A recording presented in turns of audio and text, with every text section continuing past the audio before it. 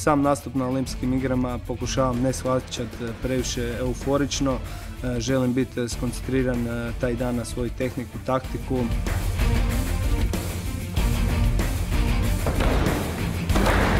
Pa na sportskom planu ja imam malo više planova, a jedan, odnosno 3 od njih su da budem zdrav, da budem maksimalno spreman i da dam svoj maksimum. A šta će to dati, to ćemo tek vidjeti taj dan kad odhrvom na kraju tog dana.